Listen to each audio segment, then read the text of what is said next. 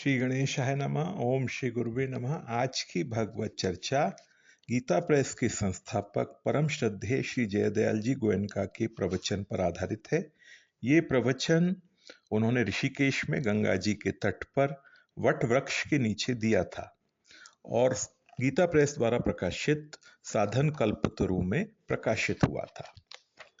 श्री जयदयाल जी कहते हैं, हर समय भगवान के नाम रूप को याद रखने के लिए यथाशक्ति प्रयत्न करते रहना चाहिए। अर्थात अपने मन में यह निश्चय कर लें कि हम यथाशक्ति हर समय भगवान को याद रखेंगे, जानकर उनको कभी नहीं भूलेंगे। यह पहला नियम है। यथाशक्ति का अर्थ है अपनी सामर्थ्य के अनुसार प्रयत्न करते रहना। भगवान के नाम का जप और स्वरूप का ध्यान दोनों हो तो बहुत ही अच्छा है। यदि किसी से जप और ध्यान दोनों एक साथ न बने तो नाम जप या स्वरूप का चिंतन दोनों में से एक तो अवश्य ही करना चाहिए।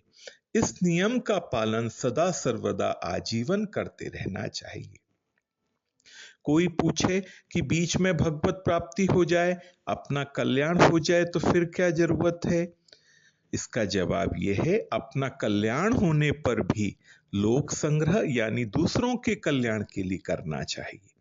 और वास्तव में जिनको भगवान मिल जाते हैं, जिनको भगवत प्राप्ति हो जाती है, तत्वबोध हो जाता है, उनसे उपयुक्त साधन छूट ही नहीं सकता।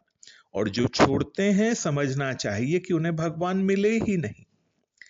इसके बाद में दूसरे नंबर पर श्री जयदयाल जी कहते हैं, मन से या दृष्टि से कोई दोष घट जाए, कोई मन में विकार आ जाए काम क्रोध आदि का, तो हे नाथ इस प्रकार पुकार लगावें। इस तरह से पुकार लगाने पर काम क्रोध मद मोह मत्सर आदि विकार शांत हो जाते हैं।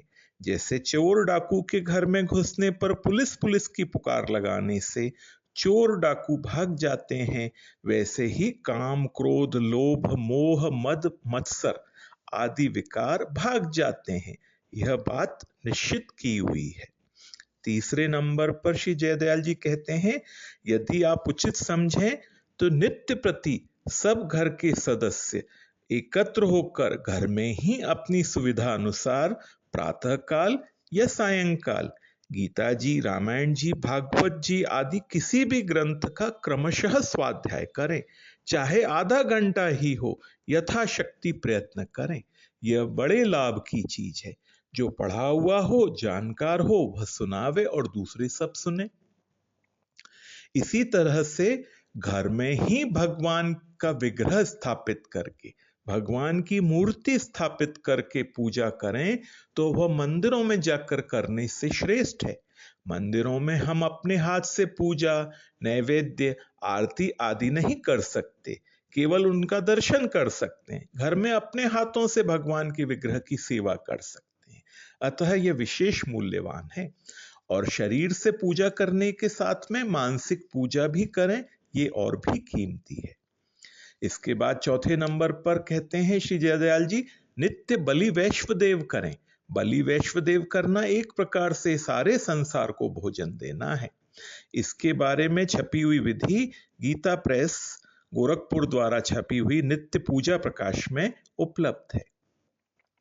फिर घर में जो बड़े हैं, प्रातः उठकर उनके चरणों में प्रणाम करना चाहिए। फिर श्रीमद् भगवत गीता का प्रचार करना चाहिए। भगवान ने भी गीता में कहा है, जो पुरुष मुझ में परम प्रेम करके इस परम रहस्य युक्त गीता शास्त्र को मेरे भक्तों में कहेगा, वह मुझको ही प्राप्त होगा। इसमें कोई संदेह नहीं है। फिर इसके पश्चात श्री जयदयाल जी कहते हैं, आप जीविका के लिए झूठ कपट चोरी न करें। भगवान सबकी रक्षा करते हैं। यदि धर्म का पालन करते हुए मृत्यु भी हो जाए तो कोई हर्ज नहीं, बल्कि उसमें महान लाभ है।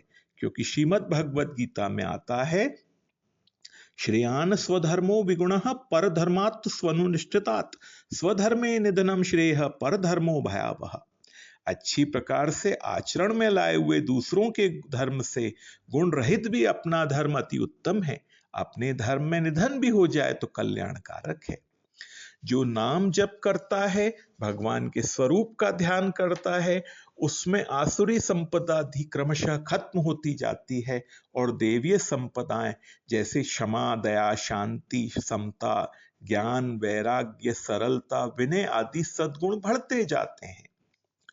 तो केवल और जप और ध्यान के प्रभाव से सारी बातें प्राप्त हो जाती हैं और परमात्मा की प्राप्ति होकर सदा के लिए परम शांति एवं परम आनंद की प्राप्ति हो जाती है। क्योंकि कबहुक करी करना नर देही, देत ईस बिनु हेतु सनेही। ये मनुष्य जन्म बड़ा दुर्लभ है लेकिन अनित्य है।